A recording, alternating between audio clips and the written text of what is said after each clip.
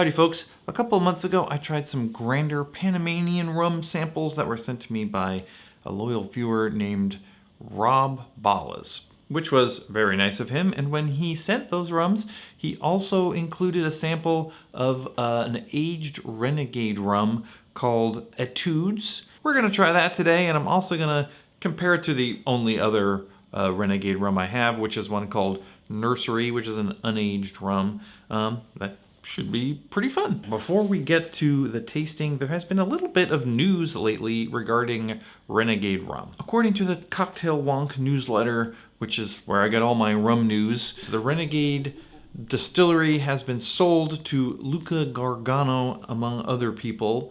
Luca Gargano is the CEO of Velier. You'll know about Velier because they're a big importer of rum. They have a bunch of different brands, Papillon, Transcontinental. They're importing Hamden to the U.S. A bunch of stuff like that. Anyway, that's an interesting development because I think it might mean Renegade might become more available to me because it's pretty hard to get here in Oregon. It might also mean that Renegade won't be the same going forward. In related news, there was a company called Cane Co., which closed down, which was owned by the same guy who previously owned the Renegade distillery, and that company was in charge of buying the sugar cane from the surrounding farms and selling it to the distillery. Now, since it's gone, that might mean that the new owners of the distillery won't be using the sugar cane from around Grenada, which sounds like it will change the whole sort of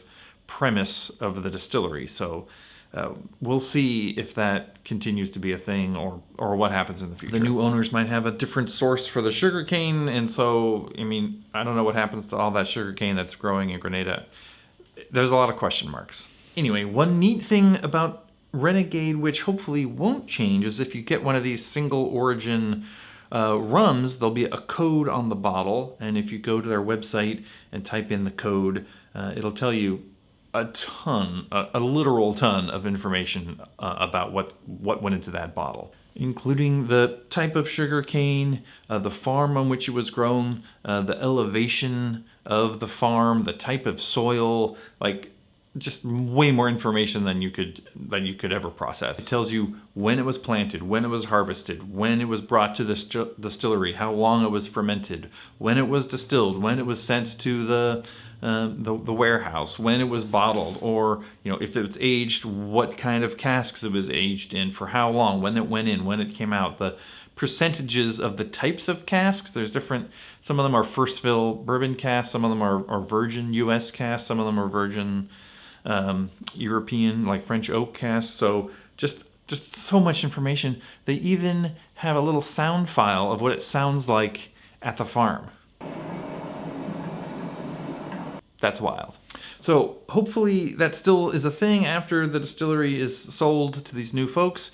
Hopefully they will have the same sort of philosophy of transparency, but we'll have to just wait and see. For now, let's try these rums. I'm going to start with the unaged one. It's called Nursery. It is Yellow Lady is the variety of sugarcane, which is kind of neat because the other sample I have, the aged sample, Etudes, it is also Yellow Lady. They come from different farms with different elevations, different soil types. One is aged and one isn't. So a lot of differences between these rums, but one commonality is the sugarcane variety. So this is the Nursery. It is unaged, perfectly clear. I did a video about this a while back. I'll leave a link if I can find it. But I enjoyed this a lot. I remember enjoying this a lot when I first tried it. By the way, these were also produced around the same time. This is from, I think, January 2022, something like that.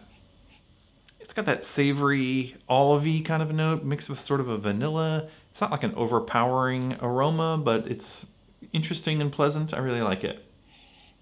This is 50% alcohol, and, it's very mellow on the nose. Let's give it a taste. The alcohol hits you more on the palate. It's got more of that olive-y note, a little bit of a vanilla kind of creaminess to it, which I really like. It's got sort of a slight kind of banana coconut flavor, but the finish is really, it kind of dries out. It's got a little bit of that sort of Band-Aid sort of medicinal, ethanol kind of taste to it. A little bit of that sort of antiseptic kind of alcohol flavor. Pretty pleasant though. I mean, not in a bad way. It really it lingers in a sort of dry way. It's got sort of a sweet front of the palate, but the back is kind of drying. I think that's really interesting. It's really good. It's not the weirdest rum I've ever had, but it's, drinkable and delicious. Pretty much what I remember it being. A little weird, but not too weird. Savory in a way, but like not overwhelmingly like pungent to the senses. Yeah, I like it. Let's try the other one. Okay, so this is the sample Atud's. Thank you, Rob. I'm going to leave a link to the web pages that have all the actual information for these two different bottles if you're interested to see what that's like. They're I don't know. It's very cool how much information is on there. If you wanted to get super nerdy and super specific about these different Renegade bottles, you could. Anyway, this is Yellow Lady Sugarcane. It was harvested in January of 2021, distilled a few days later, aged for about 18 months, and bottled in 2022. Now it's 2024, and we're going to give it a taste. It's got a not like a super dark color in terms of rums, but it's, it's whiskey colored, not kind of what you would expect, I guess. 18 months in the tropics, of course, can translate to being a little more, to have a more of an impact.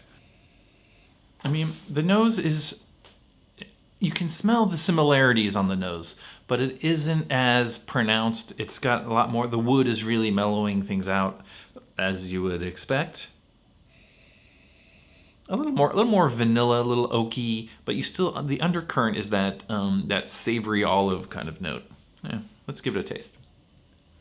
It's slightly higher proof, 55%, but it isn't quite as medicinal. The alcohol is mellowed out quite a bit, and it's not as dry on the finish. It's got a sweeter finish. It's got that Band-Aid kind of medicine cabinet antiseptic kind of finish that just at the very end, just when you're like, a woody loveliness, it just kind of dries out at the end to that antiseptic thing. It's pretty similar, actually. It's almost like the one turned into the other through aging, although that isn't strictly true. I'm trying to decide which one I prefer. I'm not sure I can really say for certain.